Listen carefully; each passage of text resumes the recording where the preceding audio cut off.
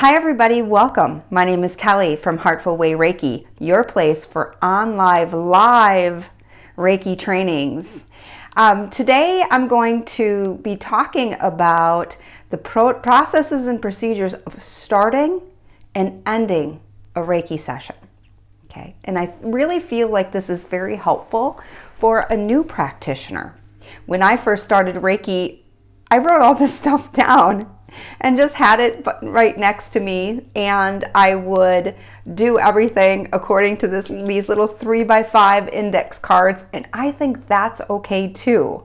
So nobody really went over what I should put into starting a Reiki session or even ending a Reiki session. When I first started learning Reiki, it came through various trainings and then through my own intuitive process and what I wanted to bring in so that I could be a clear channel and that the client could have a really awesome healing experience. Okay, so let's jump right in.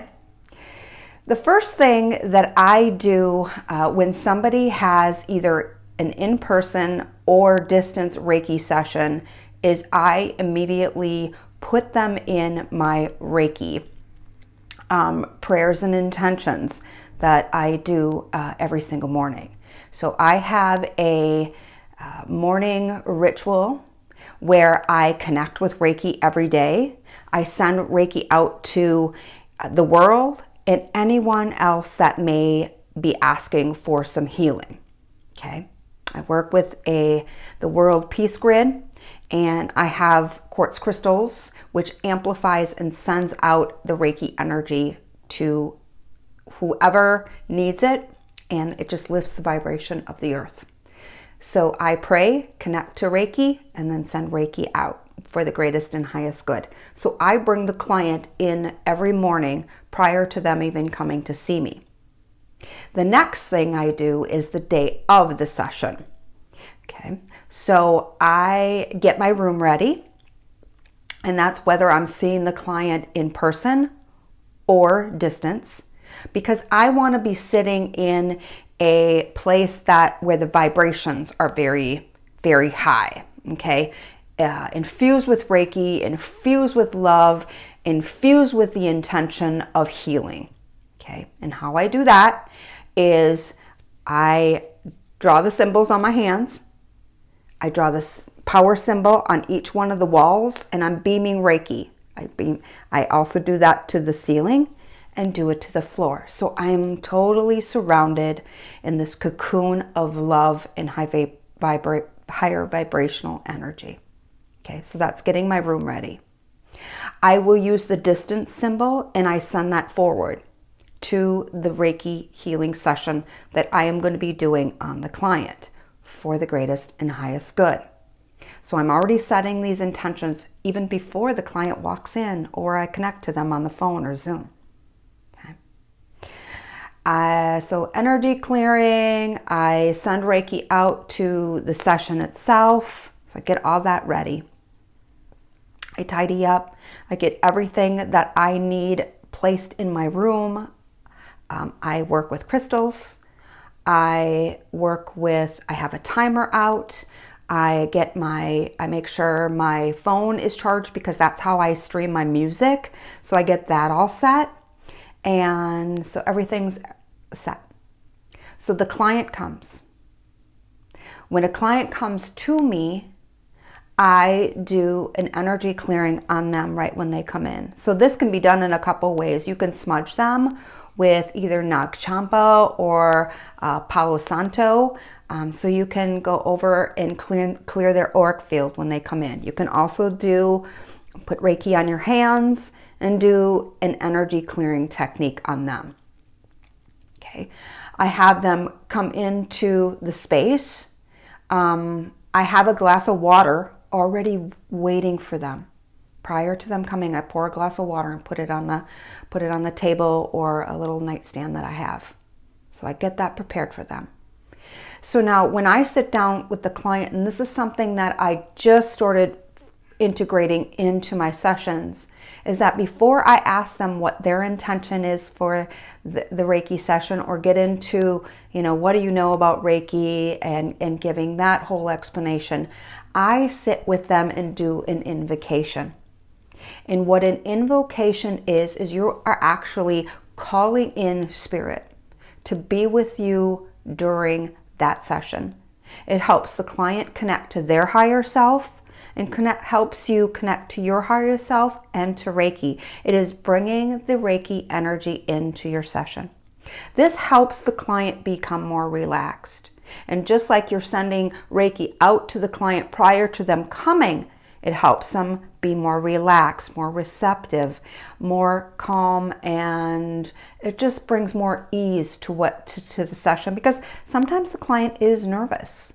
Okay, they don't know what to expect or what might come out of this session. I know my first Reiki session, I was like, oh my God, I don't know how this is going to be. Is this like out there? Is like, am I going to get like, I don't know. I was just really, really nervous about it. But sending Reiki out before helps to relieve that anxiety. Okay, the invocation is connecting to spirit, calling spirit in, and it just the client can better able to articulate what they are seeking in that session, because their higher self has guided them to come to the Reiki session. They want to tap into that higher knowing and bring the intention of like, what is my spirit needing in my life right now, here today, for this Reiki session. Okay. And then at that point, I ask the client, what do you know about Reiki? Do you, just what, at that point I want to see like, how much do I really need to explain? And that's usually for a newer client. Do you have any questions before we get started, before we get started? Okay. And then what is your intention for the Reiki session today? What are you looking to seek? Now, sometimes a client doesn't have an intention, and that's okay too, because the intention might come up during the session. Okay. So at that point, if the client isn't already lying down and getting ready for the session, I ask them to lie down on the massage table, or if it's online, which I'm going to do a separate video on a distance Reiki session, but here I ask the client to lie down. I let them know what the session is going to entail. Okay. I say, are you sensitive to scents? Because sometimes I want to bring in essential oils and explain that to the client. You want to tell them as much as possible of what is going on so that they can feel comforted and relaxed, like nothing's going to come up, and be surprised. And I really love this because I've gone to just like different appointments and where I've worked with a practitioner that explained every single step, and it made me feel so comfortable. Okay, because you're doing this and it's putting them at the center of what is going on, because that's really the essence of the whole session, right? They're coming to you. You want to make the most comfortable space for them. Okay. So tell them, I'm going to be playing music. Is that okay? Put the music on. How is this sound for you? Are you okay with that? Let them know that you are going to be doing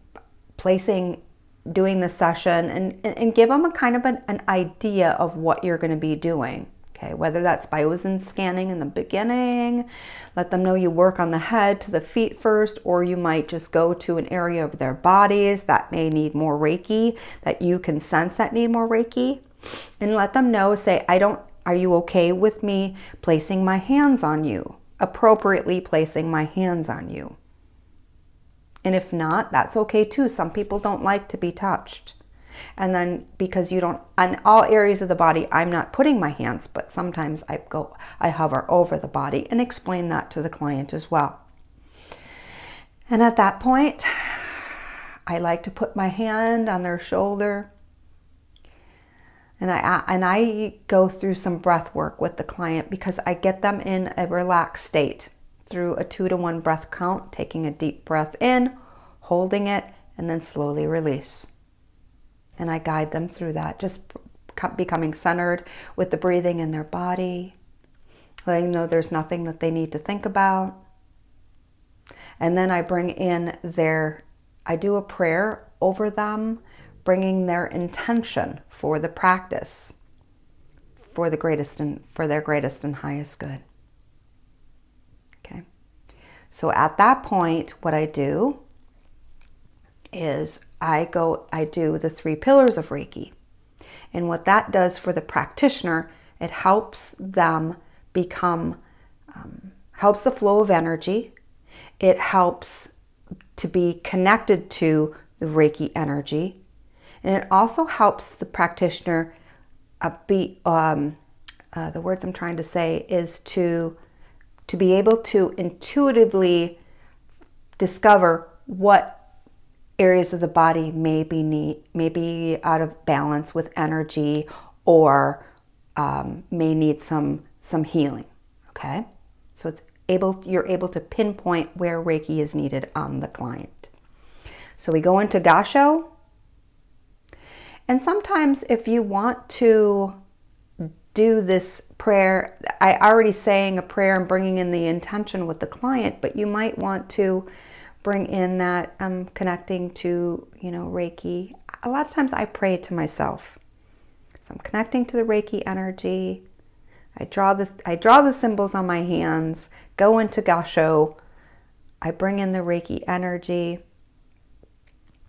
I bring my hands to my head, asking to guide me to wherever the client needs healing. And then I start the treatment. And now the treatment, so when you're right here, you might ask intuitively, where does this client need healing?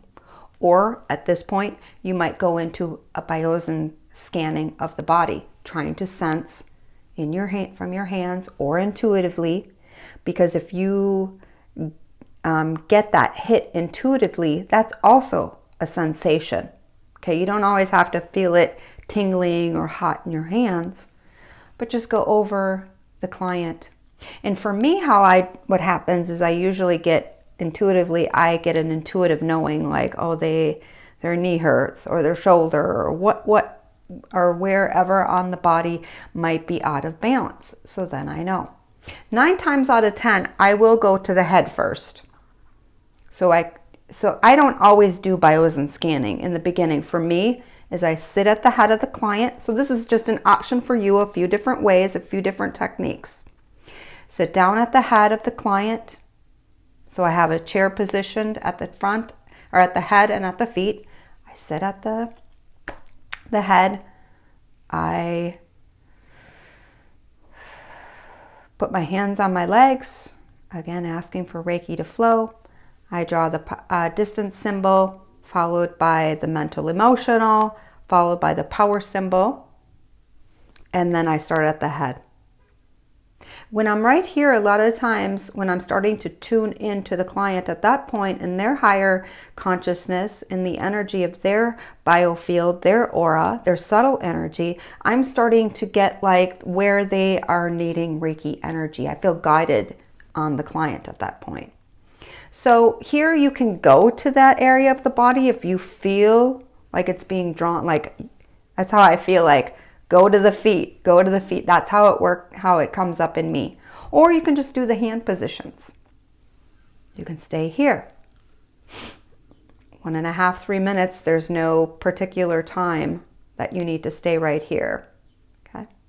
So I go all over the client in the different areas, different hand positions, wherever I feel guided. I give some really good grounding to the feet. Okay. So at that point, I'm like, I beam some Reiki on the client.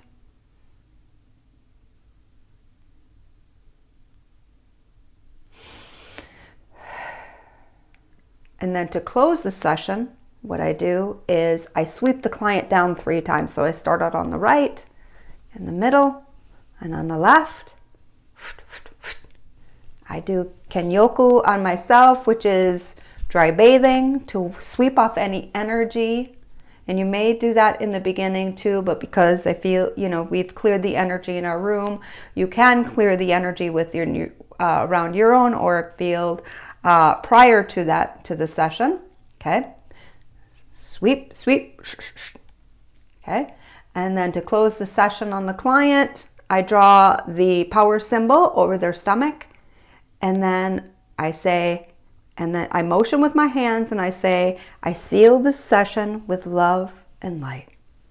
And you do that 3 times. I seal this session with love and light. I seal this session with love and light. And at that point, I say a prayer over the client that this Reiki continues. I say this every single time. May the Reiki energy continue to heal for whatever the client is in need of, for the greatest and highest good. And so it is.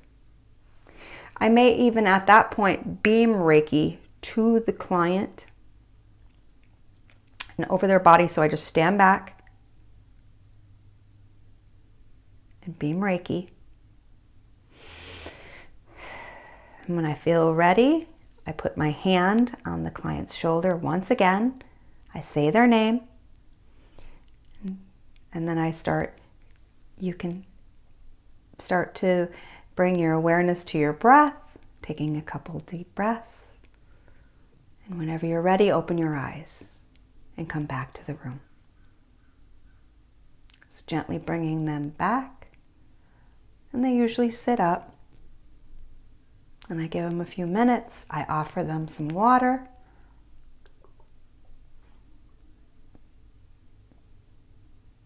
And then I just, how was the session? And I process the session with them. So they want to talk about what has happened to them at that point.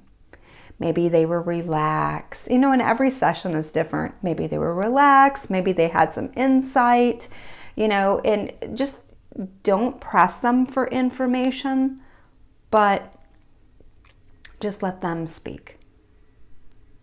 And when you feel like they've spoken and gotten out what they want to get out, if you have any insight or any intuition that came through for you, at that point, you can share it with the client. Okay? You can ask during the session